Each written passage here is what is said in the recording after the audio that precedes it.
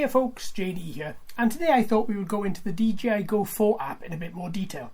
Now if you can hear a fan spinning or some weird beeps or noises, that is just my Spark to my right. I've got that on because I thought it was better if we go through the app and actually have the Spark on. You can see exactly what is said in the application at the same time.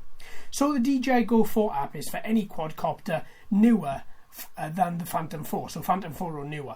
If you are after the application for the DJI Phantom 3, then you're going to have to use the DJI Go app, not the DJI Go 4 app.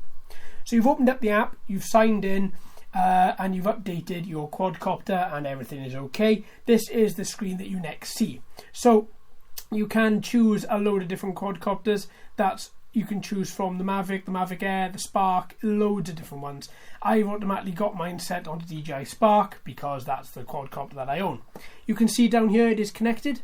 We have 4 buttons down the bottom. Equipment, that is your quad. You've got your editor, where you can edit your videos that you take directly on your device. Sky Pilot, where you can upload all of your recent facts and figures about your flight, and me, so you can see your personal account and how your flights are progressing. You've also got the hamburger menu up here. Then once you push it, you can get into scanning the QR code, the offline maps, flight records, store, find my drone, and the academy as well. Now what we're going to do is click Go Fly. Now when this happens, it takes a couple of seconds, then the application turns landscape. So we're going to do the same, and this is exactly what you see. So looking at the top here, you've got DJI. You use this button to go back to the main menu. So if when you do want to go back, click this button and it takes you back. At the top, you have compass error, move aircraft to calibrate compass. This is your status LED, your status information bar. This is what lets you know exactly what is going on with the quadcopter, if GPS mode is enabled, if you've got altitude hold mode enabled, or like this, if the compass needs to be calibrated. This bar underneath here, with the white bar one side and the green bar working underneath that status information, that is your battery meter. So when it is fully charged, that little white oval will be over the right hand side of the screen, and as the battery depletes, it'll slowly work its way towards the left hand side.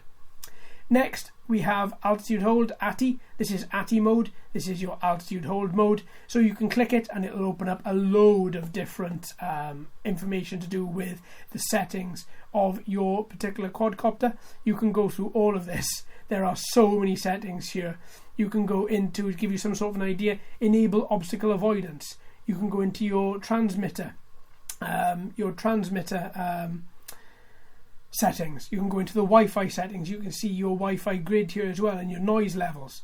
You can also see your battery warning, see how many cells you have in the battery and how the battery is actually responding. You can go into your gimbal and into the photos. There's so many different settings in here. It literally does take you so long to work your way through everything inside of here. You get to that menu again just by pushing the ATI mode up the top. Now next to ATI you have your satellites. Now this is where you're going to be locking on to GPS, and this is where your satellites are going to be reflected. So it all depends on how many satellites you've locked onto as to what the number is next to your satellite up here. For the second, I'm indoors. I've got so much interference in here. I'm going between 3 and 4 bars. Now the next one across that you have, this is your visual navigation system. So it's your obstacle avoidance. Now because I'm indoors and because I've got the cap on the camera, this is coming up and saying the camera doesn't know where the hell I am. That's totally fine. As of for this minute, it's totally accepted. Now at the next point you have your 5.8G Wi-Fi band here. You can click it and be taken into the Wi-Fi band. As we saw a little while later, you can see your noise levels, your signal levels and things like that. Next you have your battery, 35%. You can click the battery and be taken into the battery settings. This app is very intuitive. Once you click into something, it does take you into that corresponding setting. It is very intuitive indeed.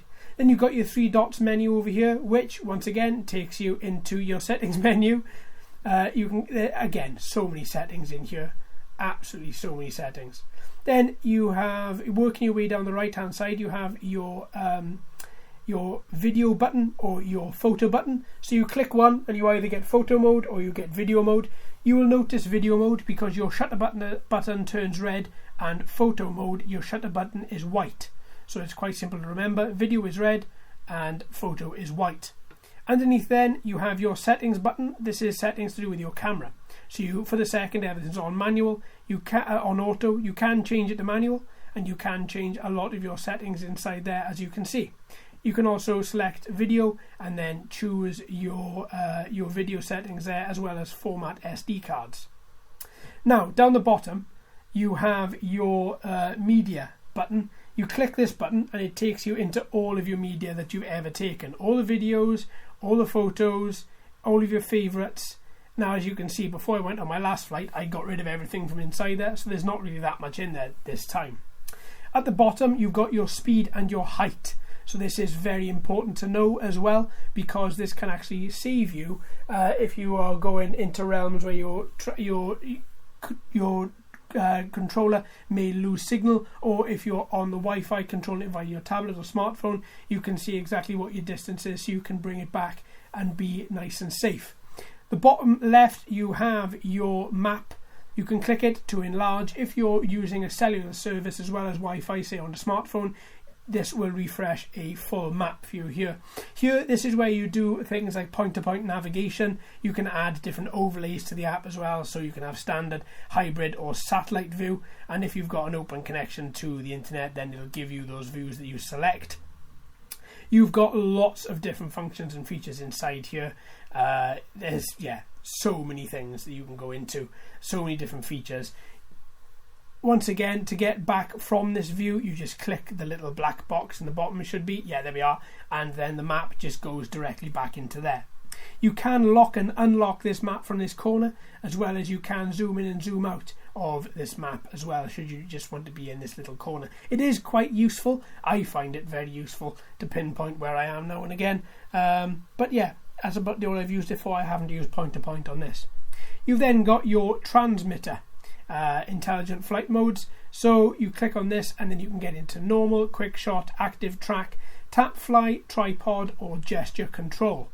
All in all, they are some fantastically fun modes. What I would say to you is, if you've got one battery, probably don't spend that much time in here because it's very intoxicating. If you've got like maybe 2 or 3 batteries, then it's a good idea to look at each of these individually and understand exactly how they work. Now, when you do activate one of these, the quadcopter is going to take off on its own and is going to go through an automatic set of flight modes. So don't be worried if your quadcopter just goes off away from you. I wouldn't do just this on your Wi-Fi. I would do this when you're connected to your transmitter only. And the next one we have automatic landing, and then the top one we have automatic takeoff. Now, once you click automatic takeoff, as you can see, your app tells you everything that's going to happen. Your quadcopter is going to take off up to an altitude of 1.2 meters, and it's going to hover there.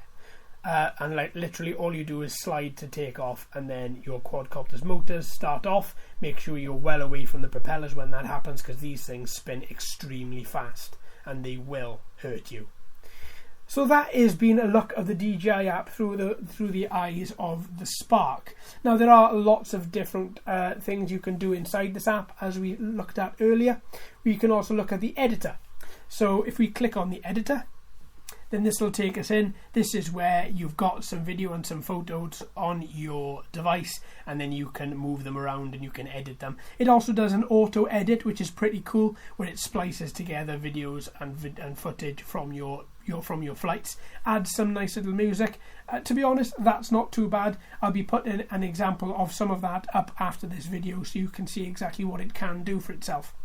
Likewise, SkyPilot, if you do have cellular activity, then you can get into and you can see all of your recent flights and everything else inside there.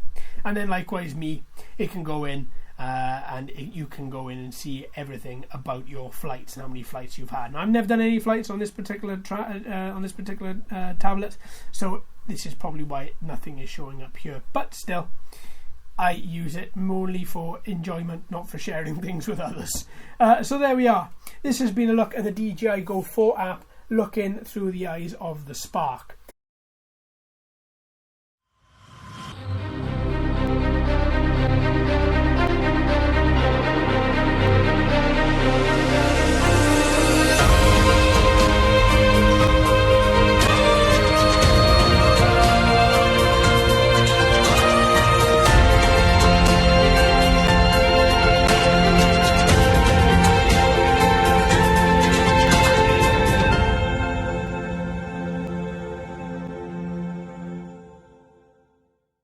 I hope you've enjoyed, folks. I hope this has also been some help to you. Please let me know in the comments. Thank you ever so much for watching and listening. I've been JD. You've been fantastic as always.